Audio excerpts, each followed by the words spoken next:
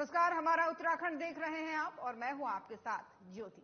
Party के संकल्प पत्र जारी होने के बाद से सीएम पुष्कर सिंह धामी ने प्रेस कॉन्फ्रेंस की है, जिसमें प्रदेश अध्यक्ष महेंद्र भट्ट, राज्यसभा सांसद नरेश बंसल और कैबिनेट मंत्री गणेश जोशी मौजूद रहे। इस दौरान पीएम मोदी के नेतृत्व में विकसित भारत बनाने का रोडमैप सबके सामने संकल्प पत्र के रूप में रखा गया। वहीं सीएम ने कहा कि समग्र विकास और उज्जवल भविष्य के लिए पीएम मोदी की गारंटी ये संकल्प पत्र है। साथ ही मातृशक्ति के उत्थान के लिए और देश को प्रगति के पथ पर आगे ले जाने के लिए ये रास्ता है। हम उत्तराखंड में यूसीसी लेकर आए हैं, जिसे लेकर राष्ट्रपति ने अपनी मंजूरी दी और अब पीएम मोदी ने इस देश में लागू करने की मंशा भी जाहिर कर दी है। संविधान के अनुरूप आगे बढ़ाने का काम हो रहा है। पेपर लीक भी जो है नियंत्रण के लिए भी प्रभावी कानून देश के अंदर लाने का इस संकल्प पत्र में संकल्प पत्र प्रस्तुत किया गया। उसमें पेपर लीक पर भी बात की गई है कि पेपर लीक पर कानून बनेगा। इसमें भी हमें ये बताते हुए आप सबको खुशी है कि हमने उत्तराखंड के अंदर एक बहुत कड़ा कानून, नकल विरोधी कानून उत्तराखंड में पहले ही हम बना चुके हैं और उसके कारण से आज प्रदेश के अंदर हजारों हजार पिछले 2 सालों में हजारों हजार लोगों को हमने नौकरियां प्रदान की हैं और वो सारी की सारी नकल विहीन हुई, पारदर्शिता के साथ हुई, बिना पेपर लीक के हुई। गरीब माता पिता के बेटे और बेटियों को आज नौकरी में आने का अवसर प्रदान हुआ है। अभी 2 दिन पहले कांग्रेस पार्टी की नेता प्रियंका दीदी रामनगर और एक दो स्थानों पर उन्होंने सभाएं की, तो मैं उनकी सभाओं को जो समाचार पत्रों में पढ़ रहा था, तो उन्होंने कहा था कि हम पेपर लीक में कानून बनाए। मैं आज आप सबके माध्यम से बताना चाहता हूँ कि शायद कांग्रेस पार्टी के लोगों ने जो उनको स्पीच लिखकर दी हो, वो 6 महीने, 1 साल या 2 साल पुरानी कोई स्पीच हो, उसको ही उन्होंने यहाँ दोहरा दिया। क्योंकि हम आप सब जानते हैं कि उत्तराखंड के अंदर हम सख्त नकल अध्यादेश लेकर आ गए, जिसकी आज सर्वत्र चर्चा है और उसके लागू होने के बाद किस प्रकार की स्थिति देश के अंदर हमारे प्रदेश की बनी है। यहाँ जो नकल माफिया हावी होते थे, नकल का जो अपराध होता था, गरीब माता पिता का हक, बेटे बेटियों का हक मारा जाता था, वो सारा का सारा पूरी तरह से समाप्त हो गया। सबके अंदर एक आशा विश्वास का संचार पैदा हुआ है और जो पहले भी इनमें चयन के लिए इस प्रतियोगिता में भाग लेते थे, जिनका नंबर नहीं आता था, उन्हीं का नंबर अब एक साथ 3-3, 4-4 और 5-5 प्रतियोगी परीक्षाओं में पास होकर चयन का अवसर। तो बीजेपी की प्रेस कॉन्फ्रेंस देख रहे थे आप। लोकसभा चुनाव का समय अब कम ही बचा है। उत्तराखंड में 19 अप्रैल को मतदान होना है। ऐसे में बीजेपी ने भी अपना घोषणा पत्र जारी कर दिया है। बीजेपी ने इस संकल्प पत्र का इसको नाम दिया है। अब पार्टी के नेता और नेता संकल्प पत्र की खासियत सभी के सामने रख रहे हैं। इसी कड़ी में उत्तराखंड सरकार में कैबिनेट मंत्री रेखा आर्या ने अल्मोड़ा में प्रेस कॉन्फ्रेंस की। मीडिया से चर्चा के दौरान उन्होंने संकल्प पत्र मोदी की गारंटी 2024 को लेकर कहा कि हमने जो संकल्प पत्र जारी किया है, ये संकल्प पत्र भारत के सुनहरे भविष्य का रोड मैप है। मंत्री रेखा आर्या ने कहा कि पिछले 10 सालों में जो संकल्प बीजेपी के थे, वो सरकार ने पूरे किए हैं।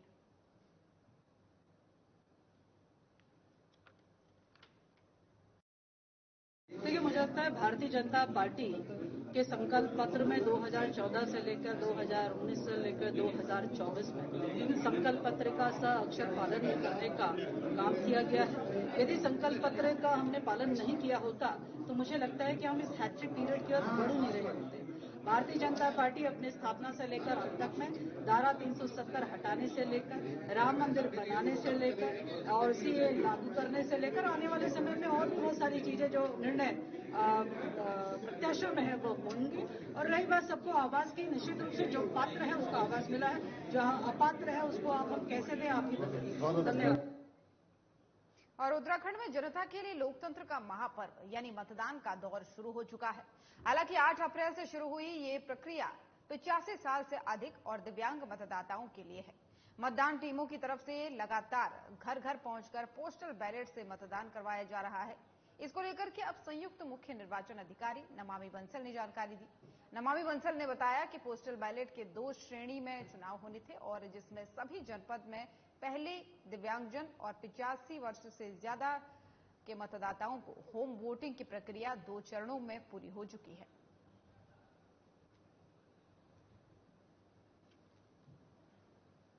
देखिए, पोस्टल बैलेट में 2 कैटेगरीज थी। एक तो जो हमारी होम वोटिंग की जा रही थी, दिव्यांगजन और जो हमारे 85 वर्ष की आयु से अधिक के मतदाता हैं, उन सबकी 2 चरणों में होम वोटिंग की प्रक्रिया पूरी हो चुकी है सभी जनपदों में।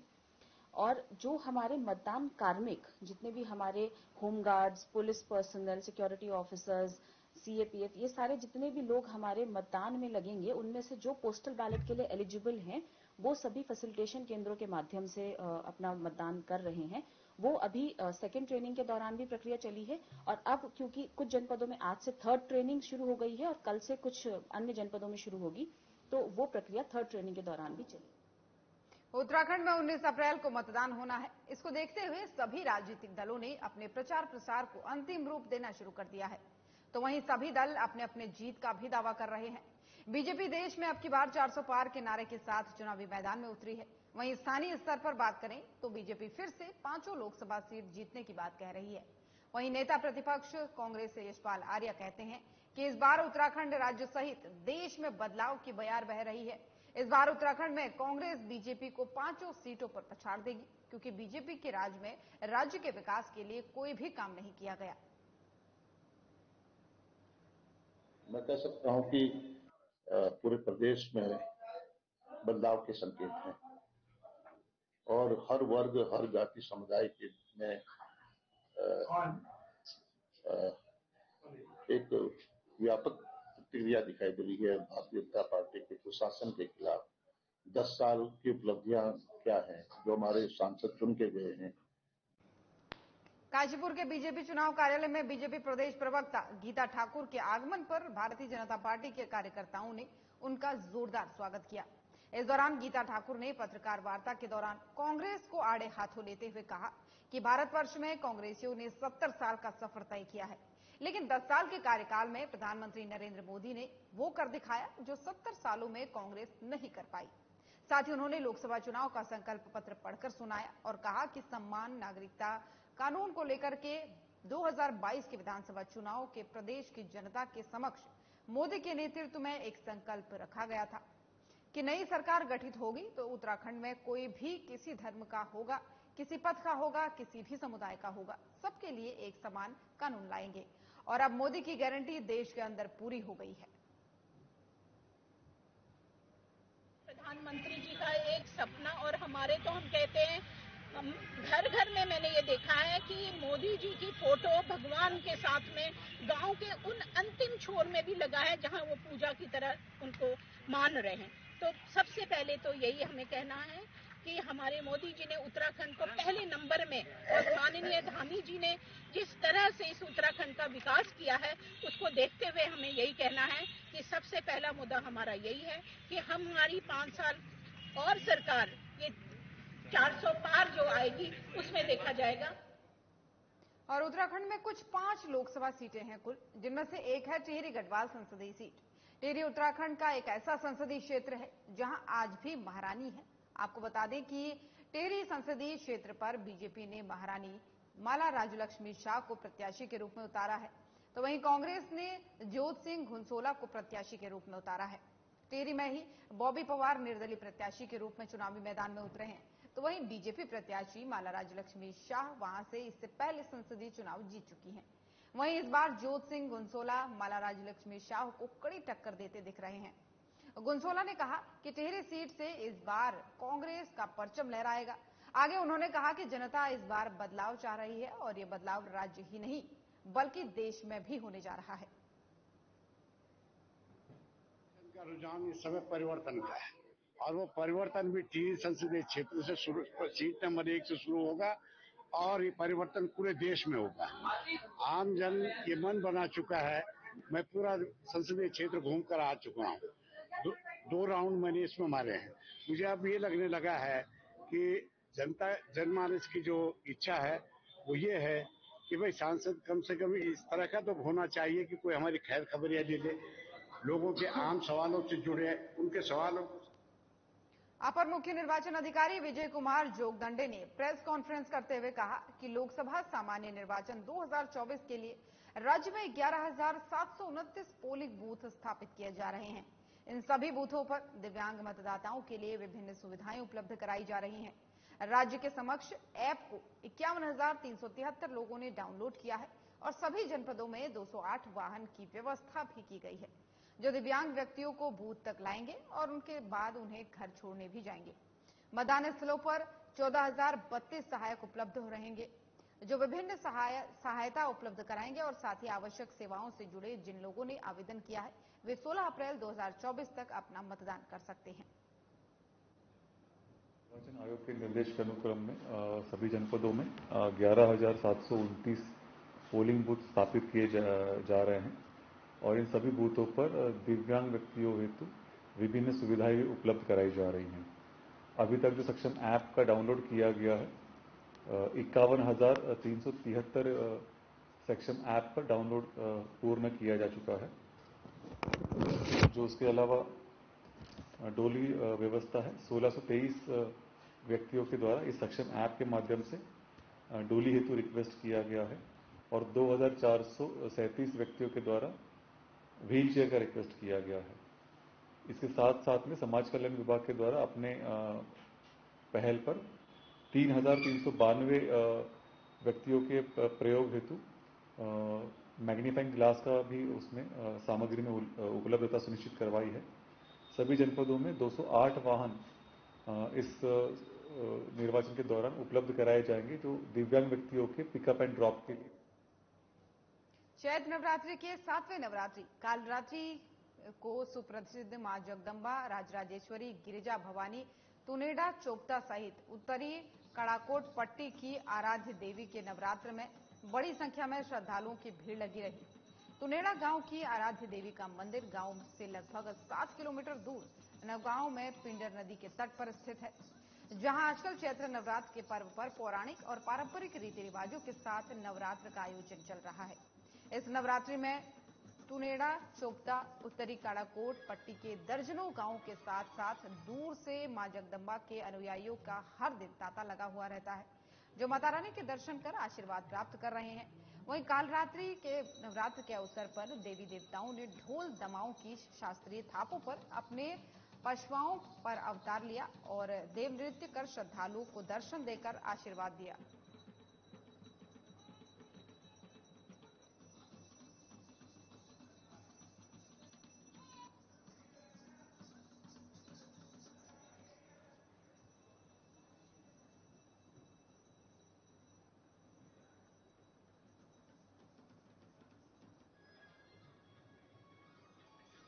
तो देहरादून से ये तस्वीर आपको दिखा रहे हैं, जहां पर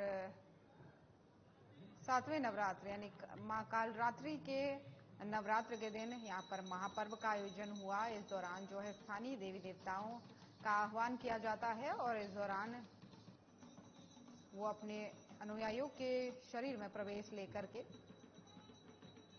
पूजा अर्चना यहां पर करते हैं। और ये तस्वीरें आपको देहरादून की दिखा रहे हैं, जहां पर कालरात्रि के महापर्व का आयोजन किया गया। दरअसल नवरात्र चल रहे हैं, चैत्र नवरात्र, और इन नवरात्रों में मां के 9 अलग अलग स्वरूपों का व्रत रखा जाता है और 7वें नवरात्र के दिन मां कालरात्रि का व्रत रखा जाता है। इस दौरान आपको बता दें कि कालरात्रि के महापर्व पर देवी देवताओं ने पशुओं की भीड़ यहां पर पहुंची है और इस दौरान उन्होंने नृत्य भी किया। जिस तरीके से तस्वीरें आप देख सकते हैं देहरादून की ये हैं, कालरात्रि के महापर्व का आयोजन किया गया।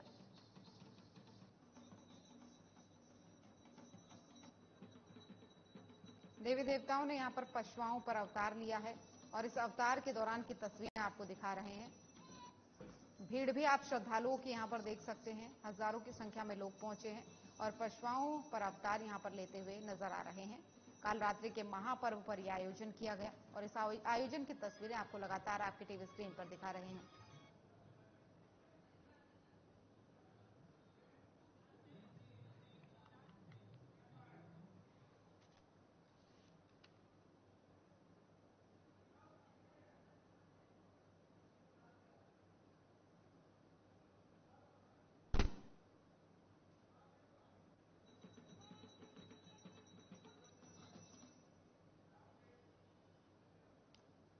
और हरिद्वार में आयोजित जनसभा सीएम धामी ने यहां पर प्रतिभाग किया है। सीएम ने यहां पर संबोधित किया है, क्या कुछ कहा है सुनाते हैं आपको।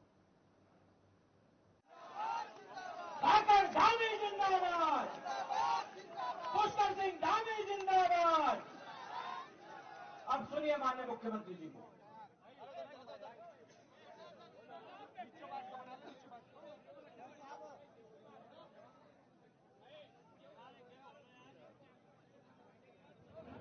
भारत माता की। अरे भाई जोर से आवाज आनी चाहिए, यहाँ से दिल्ली से जानी चाहिए। मोदी जी को तीसरी बार प्रधानमंत्री बनाना है ना, अरे बनाना है ना तीसरी बार प्रधानमंत्री। बोले भारत माता की, गंगा मैया की, कंसेश्वर महादेव की।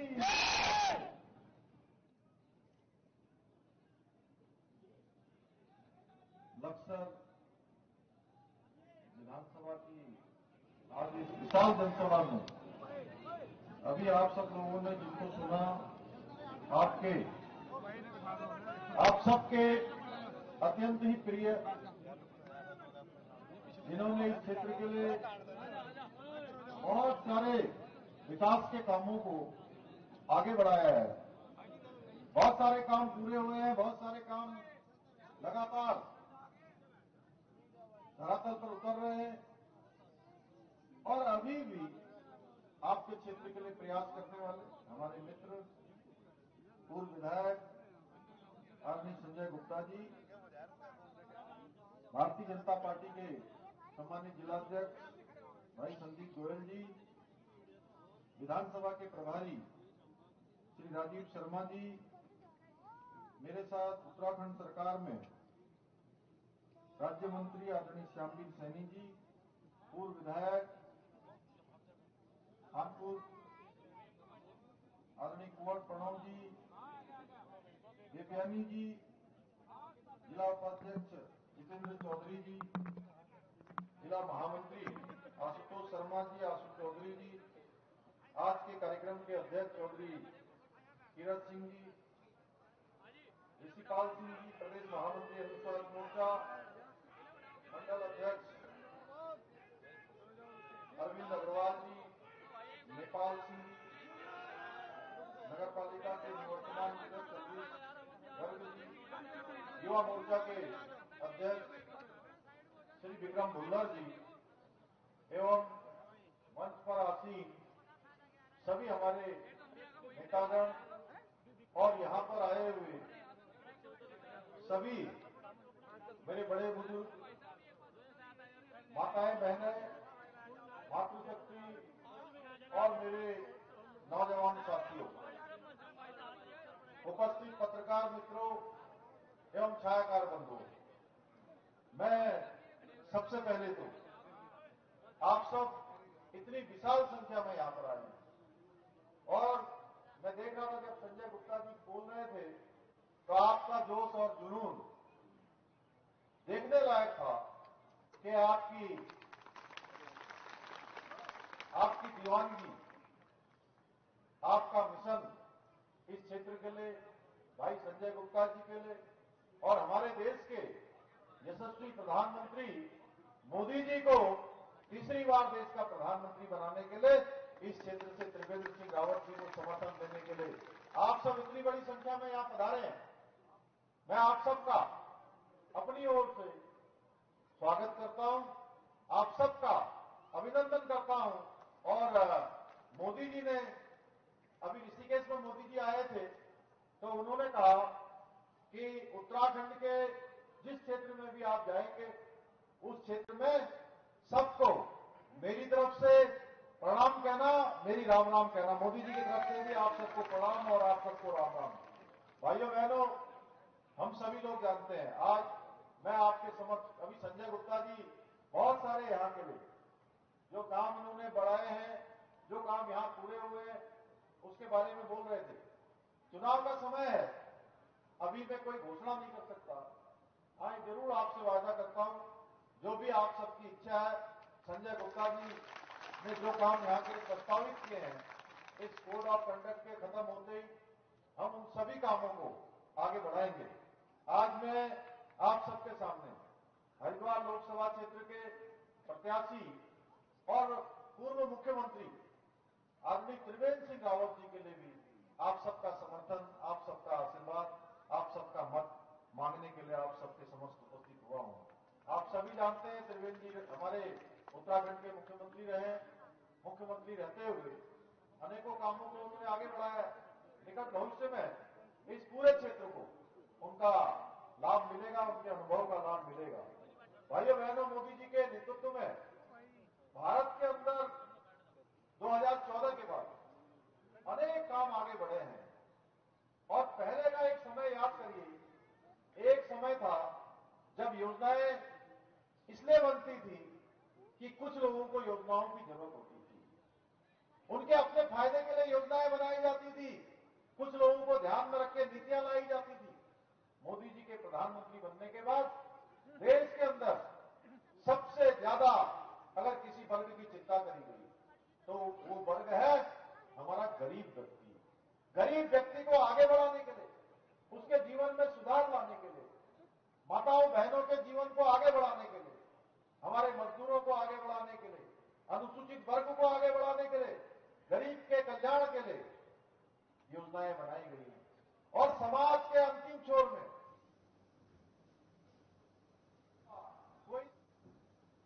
तो सीएम धामी को सुन रहे थे आप। बुलेटिन में फिलहाल इतना ही। नमस्कार।